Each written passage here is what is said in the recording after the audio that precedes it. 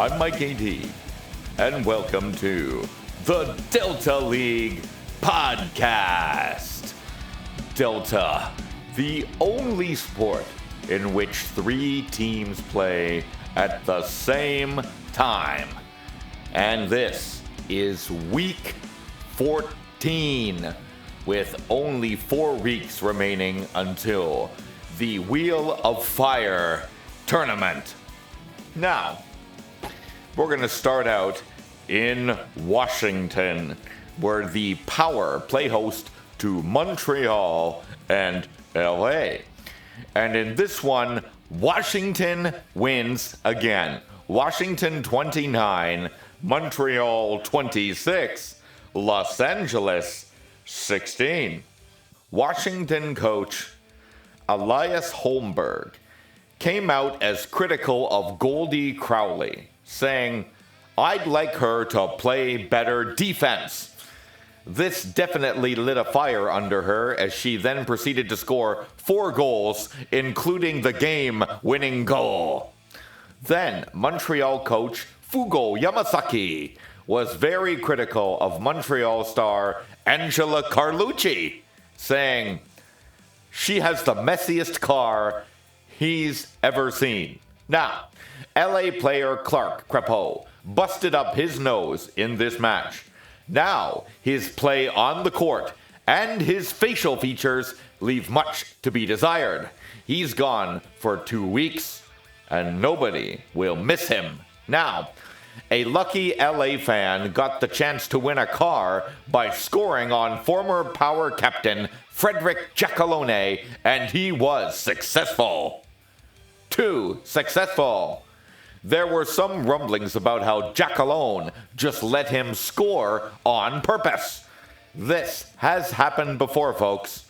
Then they got mad that Giacalone celebrated with the guy.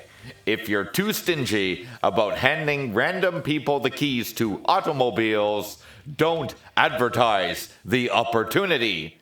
Now, there were some team fisticuffs between LA teammates when DeFreddy Endler got into it with Nicky Ernest after Endler celebrated a little too much and Ernest took exception. I understand you're down by 10 goals. You're trying to pump everybody up, but also try and present an appearance of a team camaraderie instead of looking like a showboat. Nobody likes that guy, and nobody likes a miserable bitch that likes to piss on everyone's parade. Get your shit together. Now, for Washington, leading the way, Chevy Colella, 9 goals. For Montreal, it was Kern Nadaraja with 6 goals. And for LA, it was Max Durkee with 4 goals. And in the end of this one, Washington gets the 4 points. Montreal, 2 points. Los Angeles, 0. Now, let's move on to Dallas, where the Lone Stars are hosting Boston and Vancouver. And in an extremely tight game, Vancouver prevails. Vancouver 28, Boston 26, Dallas 24. This game was plagued by an extremely unruly crowd. That's what happens when you have $2 beer night at Lone Stars games. Everybody was sloshed, and the fact that Dallas lost a very close game brought this crowd to the tipping point. Last week they threw jerseys on the court. This week they drowned the Vancouver bench in cheap beer. This provoked Orca players Romeo DeRosa and Bernie Picula to return the favor, and they got yellow carded for their trouble. Now, for Dallas, leading the way, it was Bernie Tully with 7 goals. For Boston, Dudley Kajdan, 5 goals. And for Vancouver, it was Romeo DeRosa and Andy Alway, both with 8 goals. And in the end of this one, Vancouver gets the 4 points. Boston, 2 points. Dallas, once again, nothing. Let's move on now to Seattle, where the Pirates are hosting Memphis and the Salt Lake City Sting. And in this one, a lot closer than you thought it would be, Seattle wins anyway. Seattle 31, Memphis 29, Salt Lake City 24. Now, Salt Lake City player Eddie Doherty was late for practice, but he didn't have a good excuse, like chasing down pickpocketers or missing connecting flights. He has a pre-game ritual whereby he eats a Chicken McNugget combo before each game. But today, there was a huge lineup and he simply lost track of time.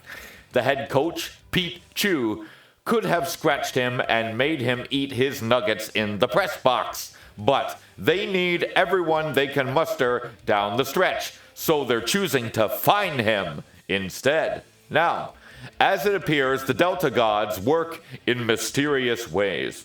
Newly acquired Seattle player Chip Chiozzi is out for the season with a blown MCL. Seattle learns what it's like to be everyone else now.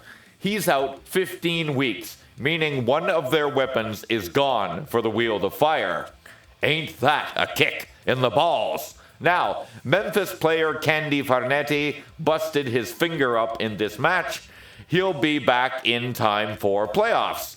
And there was a celebrity sighting as Roseanne Barr was seen at this game cheering on the Sting. Most people that recognized her booed her. Some people didn't know who the hell she was. I'm just glad she didn't do the national anthem. Now, good to see someone representing the colors, regardless. Now, Memphis player Cash Morganella got yellow carded in this match when pissed off Salt Lake City fans tossed their jerseys onto the court, hitting him in the back of the head. Morganella responded with, "I'll kill you, you fat fuck." That could have been far worse. At least they had something to cover up the fat female streakers when they stampeded onto the court. This game is simply amazing. Now, for the Seattle Pirates, leading the way once again, Evan Parawal, 9 goals. For Memphis, it was Gerard Sriddell, 7 goals. And for Salt Lake City, it was Britt Cromie with 5 goals. And in the end of this one, Seattle picks up the 4 points. Memphis, 2 points. Salt Lake City, nothing. Let's move on now to Chicago, where the Pride are hosting Miami and the Phoenix Rising. And in this one, believe it or not, Chicago wins this one. Chicago 30, Phoenix 25, Miami 20.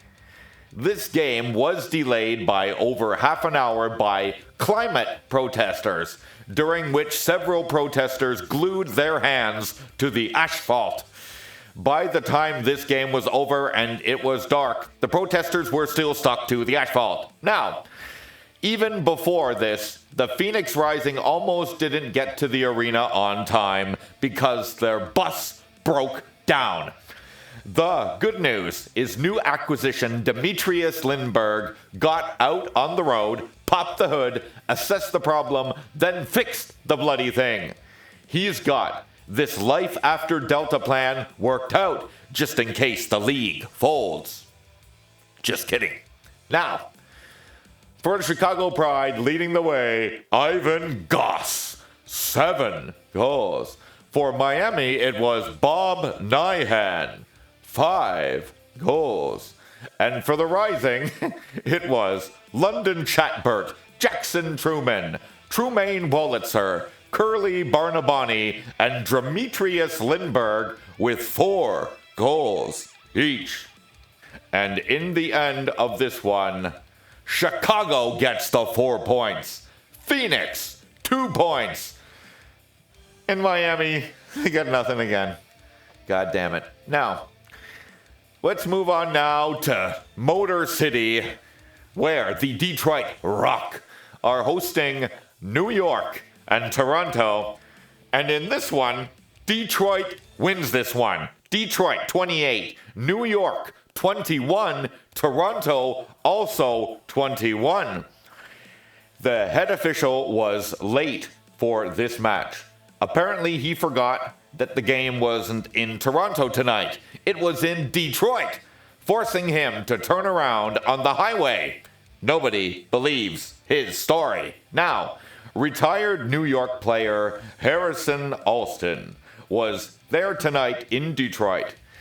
I guess it was for emotional support, but you know what happens when players not involved in the game come within a mile of the Delta Court. That's right, shit happens. Ball goes out of bounds. Harrison tries to grab it. He slips, fucks up his knee. Jesus, man, stick to home renovations. Now, for the Rock, leading the way, it was Rad Marnane and Argenta Mignani with 6 goals. For New York, it was Chucky Sponga with 7 goals. And for Toronto, it was Travis Valencia and Valdemar Odette with 4 goals each. And in the end of this one, Detroit gets the 4 points. New York, 1 point. Toronto, also 1 point. Now, let's move on to Atlanta, where the Inferno host the Denver Sky and Philadelphia Shred. And in this one, Philadelphia keeps up their hot streak. Philadelphia wins 28, Denver 24, Atlanta 23. 2 ladies from Atlanta, Indigo Bard and Jamie Ekstrom, got yellow carded in this match when they took exception to Philly player Cyrus Holleran pushing Ekstrom out of bounds. That could have been ugly. Also, some fans jumped the barricade and went after Philadelphia player Ray Rogers. They got their asses kicked. Delta fans, the smartest fans in all of sports. Now, there was a celebrity sighting in this game as ECW legend Tommy Dreamer was there to cheer on the Shred. Nobody went through a flaming barbed wire table this time. Now, for Atlanta, leading the way, it was Kane and Selmo, Free Gilliam, and Jamie Ekstrom with 4 goals each.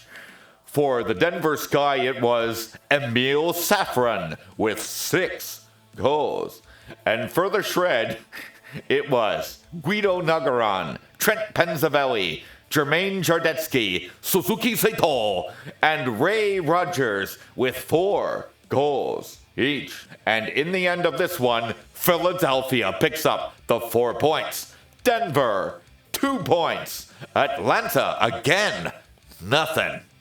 Now, let's take a look at the standings. In first place, to nobody's surprise, Seattle, 50 points. Memphis, 40 points. Vancouver, 38 points. New York, 37 points. Toronto, 34 points. Phoenix, 33 points. Washington, 31 points. Dallas, 27 points. Atlanta, 26 points. And the playoff line is drawn there. Detroit, with 26 points, losing the tiebreaker. Philadelphia and Montreal with 25 points each. Los Angeles, 23 points. Chicago, 22 points. Boston, 21 points. Denver, escaping 17th place, 20 points. Salt Lake City, 19 points. And Miami, fuck it, 7 points. Now, as of this week, Seattle and Memphis have clinched playoff berths, and Miami is the only team to be eliminated. When you have 66.6% chance of getting points out of any game, it's easy to climb up the ladder, but everybody else has the same chance to pick up points. That's why you never want to go on a losing streak. Now, as of now, the playoff picture looks as follows. Seed number 1, Seattle, versus Seed 4, New York, versus Seed 9, Atlanta. Game 2, Seed 2, Memphis, versus Seed 5, Toronto, versus Seed 8, Dallas. And the third game, 3rd seed, Vancouver, versus the 6th seed, Phoenix, versus the 7th seed, Washington. Let's move on now to the scoring lead. Evan Parawal from Seattle, 72 goals. Valdemir Millet, 68 goals. Chevy Colella on one hell of a run here. Washington, 60 goals. Tommy Anastos, Seattle, 58 goals. Star Palmer, Chicago, 57 goals. Dus Hawthorne, Chicago, 56 goals. Gerard Sriddell, Memphis, 55 goals. Laurie Moss from Seattle. Nathaniel Mansfield, Dallas. Angela Carlucci, Montreal, 54 goals each. Demetrius Lindbergh, Phoenix, 53 goals. And Rhino Montalban, New York, 51 goals. Let's take a look now at the league news before we head to the mailbag. Now, Denver captain Mark Pinnell has told the team management that he will step down as captain after this season. He says, the captaincy has really stopped me from being the player I can be, and he would be better served as being an offensive player without the albatross of leadership. Looks like Randy Magnuson is going to be the first player to become the captain of 2 different teams. Now, the Philly Stadium collapse is not as bad as they feared. It should take a few weeks to complete the repairs, so they're only going to lose 1 home game, and that's all. Now, on to the mailbag. Matty V. Has there been any word that there is going to be a season beyond the 2nd season of Delta League? Well, we have teams trading draft picks. I certainly hope that these picks will be for players that actually will play. This has been an incredible season. No teams have really had attendance issues, and those that have were due to circumstances beyond their control, like fires and roof collapses, but we've pulled through. Merch sales have been really great, especially the Bello Hess tribute jersey. Just insane numbers. By the time we got to week 10, let's face it, season 2 was already green lit.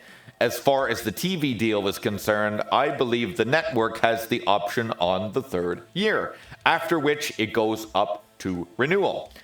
We've got 18 teams. Not all of them are equally competitive, but nobody is at risk of relocation at this time. Now, at Real Piero Barone, what did I tell you last week? Philly, baby! Plus, the Titans are choking on schedule. They might make the playoffs, but they're history. I think the best news for Montreal will be if they get the 9th seed. The Pirates are vulnerable to the Maelstrom. I don't think there's enough games for the Shred to weasel their way into the Wheel of Fire, but what a story it would be if they did.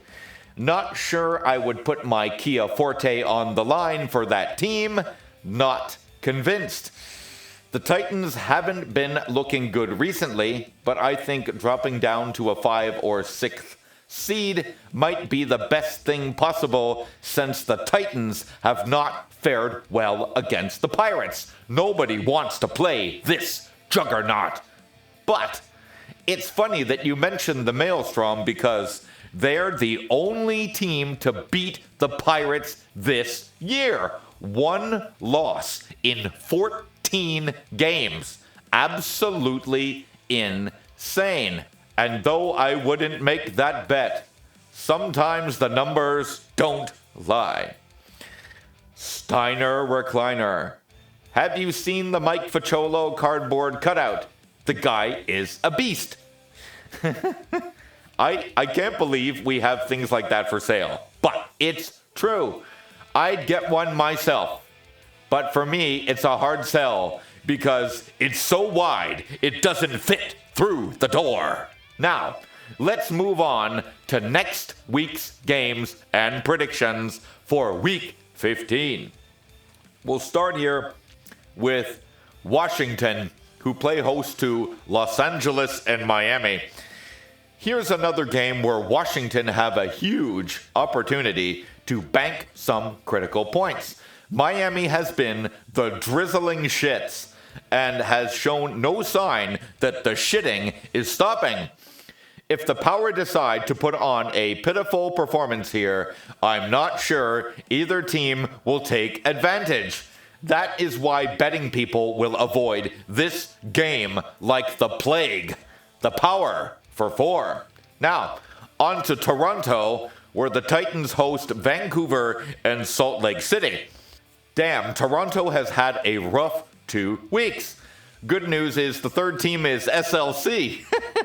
They may pick up 2 points whether they want to or not. Nobody wants to draw Seattle in the Wheel of Fire, and that's going to be the 4th seed.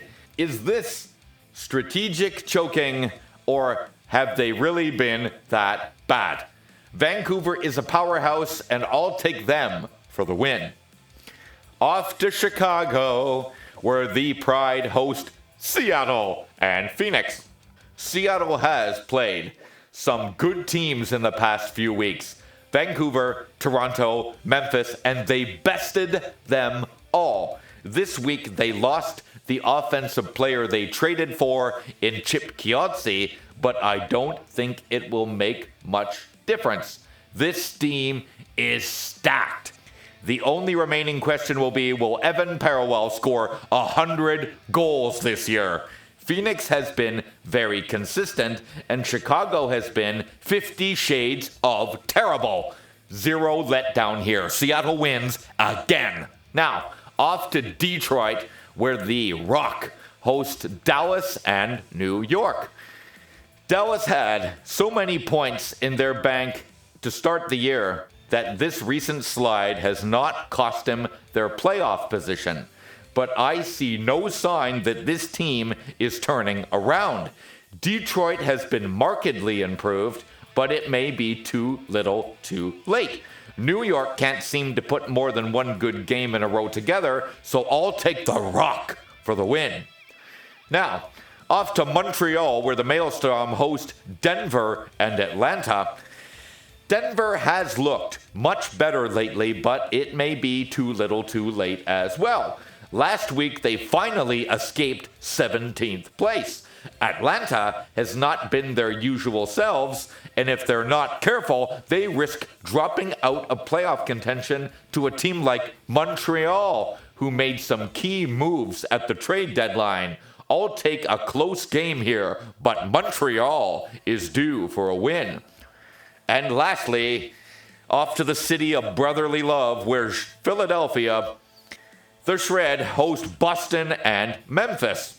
If this game was played 10 weeks ago, I would have called an outright blowout. Boston has come around, some would say 3 weeks too late, and Philly inexplicably has turned their team around despite the GM trading away all their assets. Memphis should trounce these two teams effectively. The only question will be who escapes with the deuce. That's it for this week in the Delta League podcast. Join us next week for Week 15, where the action continues and never stops. See ya.